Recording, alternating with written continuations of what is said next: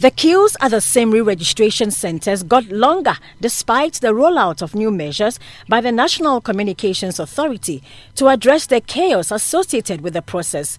Listen to some of these frustrated customers. I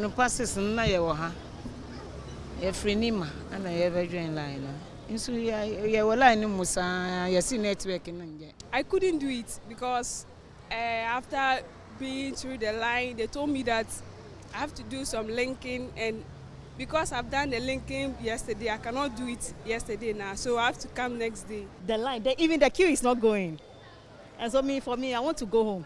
I want to come later on, maybe next month. Because for me, I've already done the process on my phone. It's left with the caption of the fingers. And a group calling itself Concerned Mobile Network Subscribers decided to act. Now, they declared Tuesday, the 8th of February, as a no-calls day to protest the cumbersome nature of the exercise and also to demand better treatment from the telcos. The way the situation is going, it's very bad. The government is saying nothing about it. Do you get it? And we, the individuals in the country, don't know anything whatsoever is going on, which is very bad. So I think I'm going to join. So I'm not going to make any calls during that period. Yeah, I'll join in. I'll comply with them. I'll join them to do whatever they want to do because I think I agree with their points. It makes a lot of sense. A lot of people gather around. I think it's just too much, and they have to find another way of doing this SIM car registration. A police officer who was pursuing a trotro driver at Atico junction in Accra drove into bystanders and killed one person, injuring others. Trotro driver, no this speed. We all just heard loud honks from a trotro vehicle running at top speed. Just drive past us. In just a few seconds, we saw a taxi tailing it.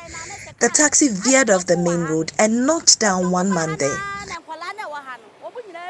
It then crossed over to the other pavement and knocked down one lady. Her name is Abena.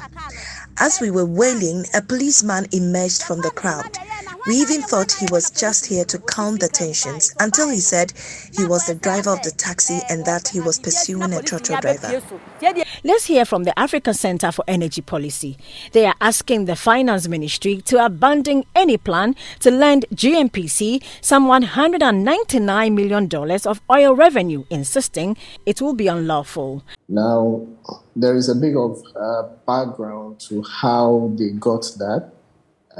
Those accidental interest in the two fields. So for Cosmos to facilitate regulatory clearance and all of those things, they agreed that they were going to cede part of what they have acquired from Occidental to GNPC. So the total is $750 million. So if GNPC is going to take additional 7% each in both fields, then they are going to have to raise $200 million to be able to finance that. In the announcements that GNPC made to the public on their acquisition of the additional interest, they failed to provide clarity on how they intend to finance that acquisition. Around the same time, the Ministry of Finance came out in the budget, and that was also not evident in how much GNPC was supposed to collect. It doesn't show, the budget doesn't show that that allocation has been made from existing oil revenues to them. So then it leaves room for speculations as to how GNPC is going to raise their financing to be able to go acquire those interests. Well, government says this act by ASEP is disingenuous. It's a mixture of factors. In the early days of our commercial oil production, GNPC had a strong balance sheet, had cash reserves, some years $200 million. Just about $200 million.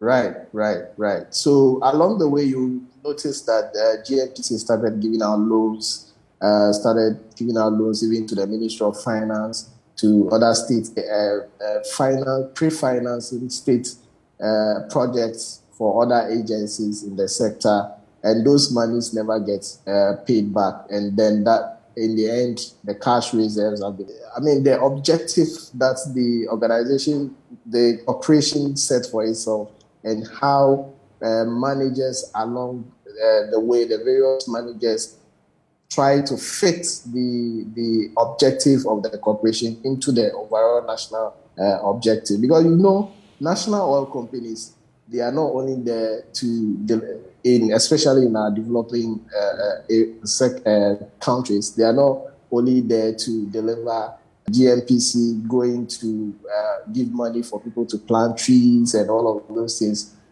spending heavily on corporate social responsibility, among others. You definitely see that their cash balance becomes deteriorating over the time. 128,000 cedis. That's how much the Ghana Airport Company is reported to have spent on decorations. Board chairman of the company, Paul Adomotri, details the expenditure. 2021, 128,366 is the total amount of money that was spent on 2 terminals, Terminal 2 and Terminal 3. Because now in 2021, Terminal 3 has arrived. 2021, Terminal 2 and Terminal 3 spent 128,366. We have not finished the story. So when this came up, this is the critical part of the intervention. We decided that the company, and I have to take you back to 2016, where we write here that this money was totally paid by the company. This 126 was paid out of the company's coffers. So when we arrived at this position, because the leadership was involved, we decided that, well, let us see whether we can get some sponsorship for this. Fans of the Black Stars got so disappointed after the team lost in their opening game at the Africa Cup of Nations football tournament. From the last 4 years, the confidence in Black Stars is not there currently, because their performances are not good. And I'm really not sure about today's match. But no, I don't have too much hopes for the match. But then we will see. My expectations, I think they will do well. They are a good team. I am very sure they are a good team. And usually, first matches and the first time, most of them are playing for their first time. So I think it's like that. Just expecting them to win, because the masses has really, lose hope in the Black Stars. So above all, I'm just expecting them to win today's match. Yeah. So even today, I just closed early from work just to, watch today's match. This time, Black Star, I'm not interested in their game so much as they used to play first. Gabon, we used to score them. So the game against Gabon, we know that by all means, they can win. They can win. I have hope in them. They can win. And that's a wrap of the week with me, Hannah Odame.